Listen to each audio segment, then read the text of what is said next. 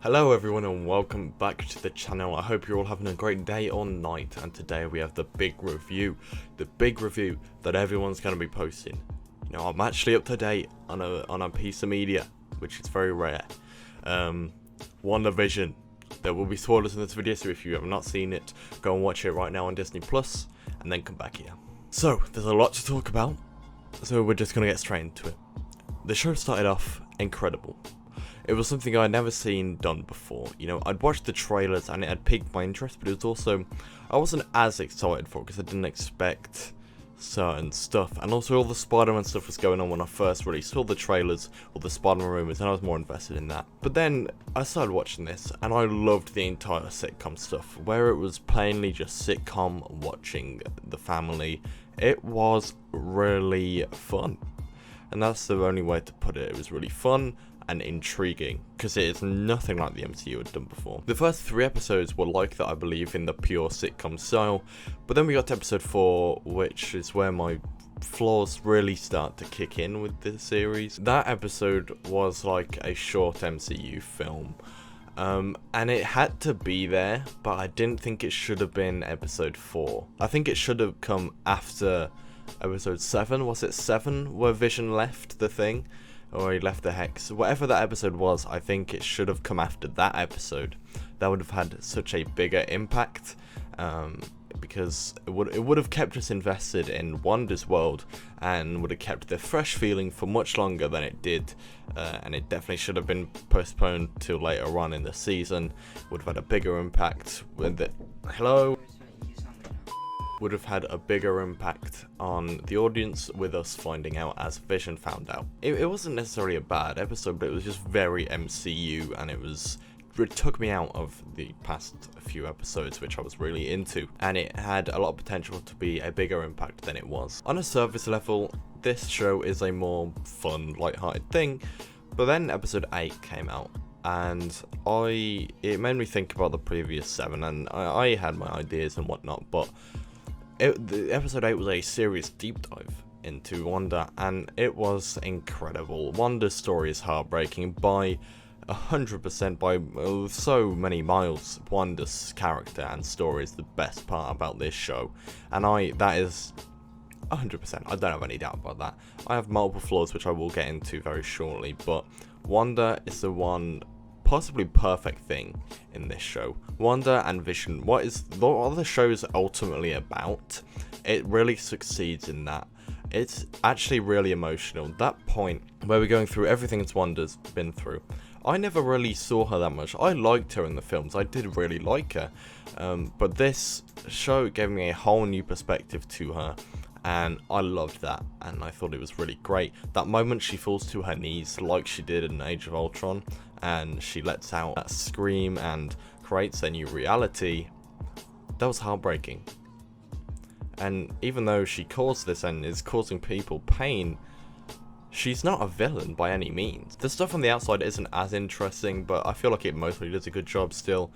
It doesn't make it too boring. Monica isn't a great character in my opinion. She's just kind of plain. I like where it took her and where it gave her powers, but other than that, I wasn't too interested, and I was right not to be with how the show ended. It wasn't as interesting on the outside, but I did like the 3 dynamics, Jimmy, Darcy and Monica. They had a really good thing going on. I really enjoyed all of their interactions. We don't know who the villain is throughout. It's kind of hinted at that it is Wanda, but then we get to episode 7 and we find out there is someone else involved, which is Agatha, and we find this out through a kick-ass absolute jam of a theme song to accompany her.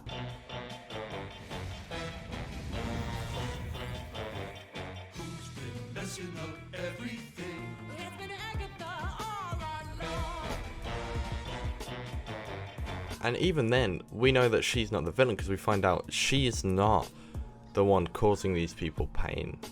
She is a villain. She wants Wanda's powers.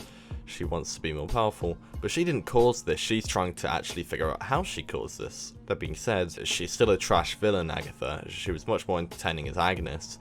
Like, she was a very unmotivated villain and let down as a villain. But like I say, at that point, it's really intriguing not knowing. shut up. At that point, it's really intriguing not knowing what's going on, knowing there is someone else involved, but she's not causing this. The effects are pretty good. I kind of wish everything magic wasn't all these energy blast things. Like, I don't know, I really like it on Wanda, but I think there's a fine difference between Doctor Strange's magic and Wanda's magic, and I like the difference there. But then I kind of wish that it was Wanda's thing and it wasn't anyone else's. Like, it wasn't an energy flow for anyone else. It all kind of looks the same. It's just different colors, and it's a very bland. Really, if it was just Wanda, it really suits Wanda, the look and her character. So just like Agatha's purple version of it is just, it's not the one for me. The sitcom thing makes sense, as we've learned in episode 8, but the way Darcy can watch it is entire bullshit. I don't get it. It's some sci-fi stupid reason. The performances are great. I mean, Marvel continue to have pitch perfect casting for all of their characters, and now we're going to get onto the big one. Obviously, the Evan Peters as Quicksilver Bombshell. That was crazy. I genuinely cheered when that happened. He made a real stamp on the show. He was so much fun. And then he was reduced to a dick joke. What are you doing? You can't do that. Okay, and I've seen multiple people on Twitter, right? They're talking about how, oh, you shouldn't get your expectations up. That's not what happened. Obviously, you have theories, and maybe you'll be disappointed if your theory doesn't pan out, but it's a big middle finger to the fans. You cast the same person as the same character, and then just turns out their name is Ralph Boner. Are you taking the fucking piss? I've seen people say that they shouldn't be mad about this because we had no reason to connect it to the X-Men, but we did. Marvel know that we're going to relate the X-Men and this show with Evan Peters. It's ridiculous, and I hope it gets retconned or sorted out later down the line and explained better than it was here, because it is ridiculous. I mean, it is awful. Pietro was handled so dreadfully in this show, and it's such a letdown, and honestly, it was a waste of time. I don't know whose decision it was to make this happen, but they deserve a dock of pay. They were talking with them, Kevin Feige, please. It was wasted time and could have been used for so much more, and also just wasted potential. I mean, I think it's inevitable that we're getting some multiverse stuff, obviously with all the rumours around Spider-Man and Doctor Strange is called the Multiverse of Madness, so we're getting at least something, even if it's not a Spider-Verse. But come on, to be totally honest, I don't know how to feel after the show as a whole. The final episode was one of the biggest letdowns ever for me. Sword was incredibly underwhelming. It felt set up for glory with Hayward and White Vision, but then Hayward's just a human who's bad because he's bad. And then White Vision, it was exciting, you know. Maybe it was Ultron, maybe it was something. It wasn't anything. More wasted time. He was fun when he came in and tried to kill Wanda, but then in the big picture, he did nothing. He disappears, and it's probably so they can bring Vision back properly later on. I'm pretty sure that's what it's set up. And it could do some good character stuff for Wanda, but for the show, it didn't do any good for this show. It's very obvious that it's set up for a future. The show developed into pure MCU shit for me as we went on, in particular in the last episode. The last episode was not awful. It's not the worst thing I've ever seen by any means, but it was great, and it could have been amazing, but it ended up as just good. But right next to all of those flaws was Wanda's character and the heart, her grief, her response to the events of Infinity War and Endgame. Everything with her, Vision, the kids, is so good. And that is the heart of the show, in my opinion, and I feel like it succeeds in trying to create a really good character story. A character story along the lines of what you would see on the Netflix Marvel shows. Episode 8 was something I wouldn't expect to see in more MCU stuff other than Daredevil or Jessica Jones. And that's a compliment, by the way, because I love both of those shows. like I said, it started off really well, and it's a shame that it ended up just being good. It shouldn't have been that. It shouldn't have been that. And I know it's weird saying that it shouldn't have been good, but that's because it should have been more. It was more. It's kind of hard because it's obvious this is a part of a bigger picture, and it's not like the Infinity War saga where we pretty much knew where it was going. Like, we didn't know everything that was going to happen, but we knew it was going to end with Thanos and the Infinity Gauntlet in some capacity. But here, I'm a fan of not knowing where we're going. Like, if the Spider-Man stuff is true, I don't want to know, because being in the cinema sat there and seeing something like that happen would blow my mind. But the downside to not knowing where it's going is stuff like this. You can't do this, but you're setting stuff up, but with no real answers. No real answers to buy us the time between now and the next release. And I have no idea if it's going to be explained in one of the other Disney Plus shows, or Spider-Man, or Doctor Strange.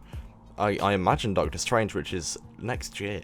It's really the heart and Wanda's and the character stuff that keeps it up for me. As disappointed as I was by the end, taking away from it, you have to look at it as a whole, and it's hard. Like I say, it's a part of a bigger picture, clearly, so I could very well come back to this in a year or two and give it a higher score. Things can change, and they might, but at this point, as it stands currently, after just finishing it, I give WandaVision a 6.5 out of 10. Thank you guys so much for watching. Please let me know what you thought of WandaVision. I'm very interested. I've seen some stuff on Twitter. I was watching iNabba tweet about it. And yeah, I don't know. I'm quite scared, honestly. I have a lot of controversial opinions, which, you know, I'm quite scared that the Marvel fans are just going to come for me. I hope that I explained my points well. I feel like I did. I feel like it's understandable why I feel the way I do before the show, but I don't know if most people love it. I don't know. But like I say, everything with Wanda, great. I fucking love Wanda. She's probably she's in my top Marvel characters now after this show, 100%. I can't wait to see more from her. Also, her Scarlet Witch outfit is incredible. It's a great design. Hello? It's a great design from the costume design department, and like I say, just her character's on point as a whole. But unfortunately, I couldn't give it any higher by the end of the show. I think it's likely that I'll be able to give it higher in the next couple of years with the following films, but we'll see what happens. I'm excited, but the MCU needs to change stuff up. If it's going to keep me watching, at least, it needs to start changing stuff up. Thank you guys so much for watching, and I hope you enjoyed it. As I say, let me know what you thought, and I'll catch you guys in the next one. Take care.